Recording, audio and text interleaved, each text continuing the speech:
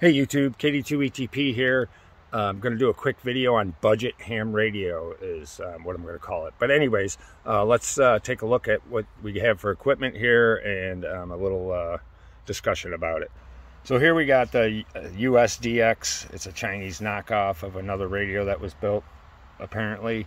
This was $107 for the radio, and this, I believe it receives from 5 kilohertz up to 30 megahertz, and transmits from, I don't know, I think it was like, well, most of the HF bands. I don't believe you get 6 meters. I think it goes all the way up to 10 meters. So so that was $107. I had to buy the mic separately. Now they do sell this on eBay as a kit, you know, as a package. You get everything. But anyways, it seems like a pretty interesting radio. It's got a built-in mic, so theoretically you could just put an antenna on it. It's built-in battery, and if the antenna is resonant, you could just walk around like a walkie-talkie. Push the talk button, and that's all you need. So that's an interesting radio. The build quality actually seems decent. I mean, it's a nice metal case. Everything seems fitted nice, all the seams and everything. There's no gaps or anything. The one thing I did notice, I don't like the VFO here. I don't know, it seems a little rocky, but for $107 to get into the HF game, I think that's, it looks like it might be pretty good. I have turned it on, and I don't know, let me see here.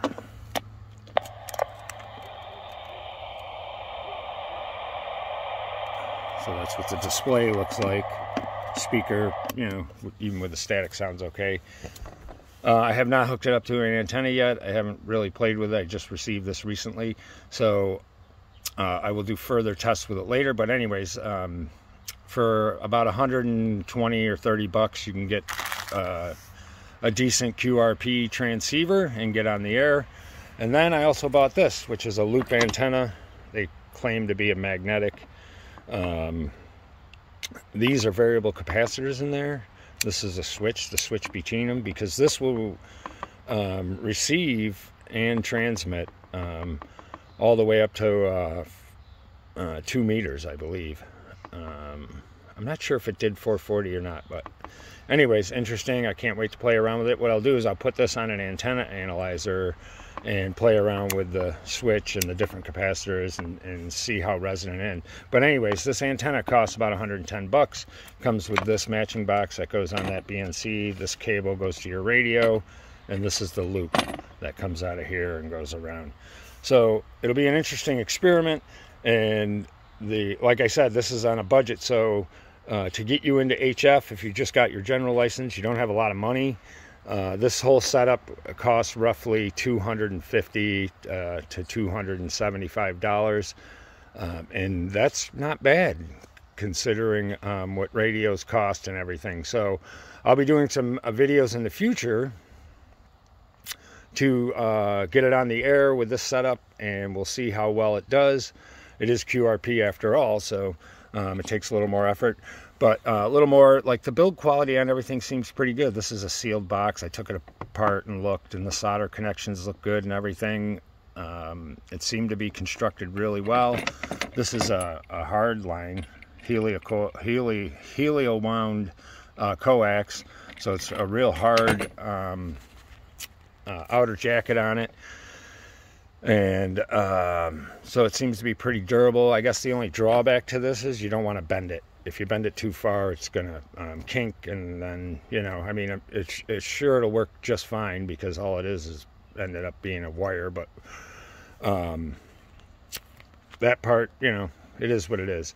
And then you get this little tiny thin RG217 coax with it to go to your radio. And like I said, this fits on here, so this would go on the bottom here and then to your radio.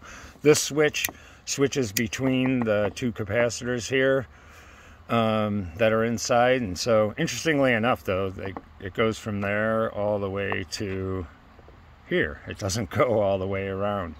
So even though it goes from 0 to 100 on these, it really, both of them only go up to about 60.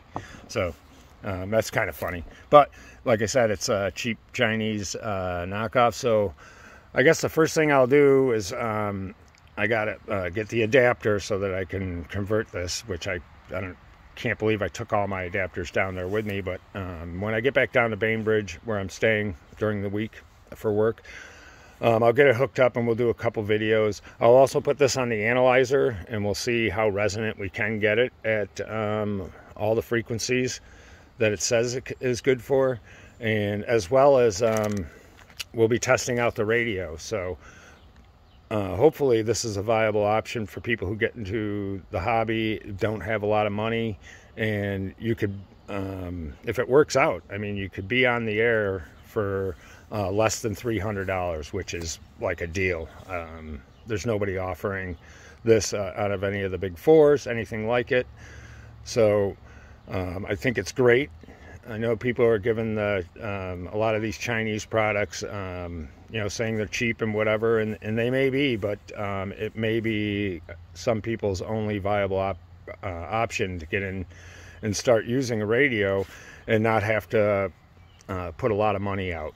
So KD2ETP, you guys take it easy, and I'll put a couple of videos up about the antenna and me using it, and we'll see how it works out. 73 all.